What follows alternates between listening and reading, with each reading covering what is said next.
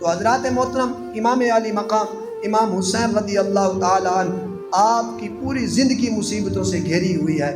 میں آپ کو کیا کیا سناؤں کربلا کہ کربلا کس کو کہتے ہیں، لیکن یہ بھی بات یاد رکھیں، بعض اوقات ایسا ہے کہ کچھ لوگ کربلا بیان کرتے ہیں لوگوں کو رلانے کے لیے۔ کربلا رلانے کا نام نہیں ہے، کربلا جرت کا نام ہے، بہادری کا نام ہے، کربلا دین پر ڈٹے رہنے کا نام ہے، کربلا ظالم کے سامنے سینہ تان کر کھڑے ہونے کا نام ہے۔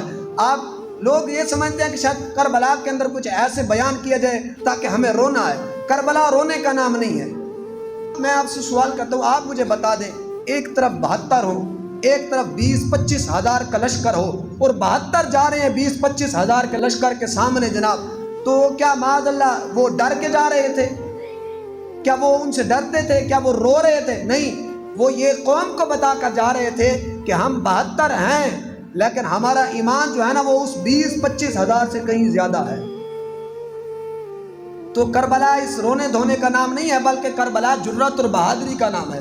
بعض اوقات ہمارے کچھ خطیب حضرات جب کربلا کا موضوع بیان کرتے ہیں نا تو بوڑھے حضرات تو بوڑھے نوجوان بھی رونا شروع کر دیتے ہیں۔ وہ سمجھتے ہیں پتہ نہیں کربلا میں کیا ہوا تھا، پتہ نہیں کیسے معاملات ہوئے تھے۔ تو یہ چیزیں جب بیان کی جاتی ہے تو لوگ بھی ہمارے وہ روتے ہیں، چیختے ہیں، چلاتے ہیں، بلکہ کربلا رونے دھونے کا نام نہیں ہے، بلکہ کربلا اصل میں نام ہے وہ جرت اور بہادری کا نام ہے۔ کربلا اگر کسی چیز کا نام ہے تو وہ دین پر ڈٹے رہنے کا نام ہے۔ کربلا اگر کسی چیز کا نام ہے تو وہ حضور صلی اللہ علیہ وسلم کے دین والے علم کو بلند کرنے کا نام ہے۔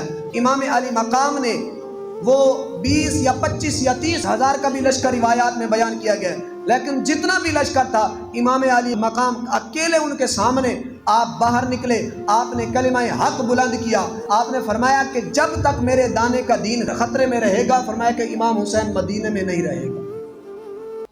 دین کی بات پھیلانا صدقہ جاریہ ہے، ثواب کے نیت سے ویڈیو کو شیئر ضرور کیجیے۔ جزاک اللہ۔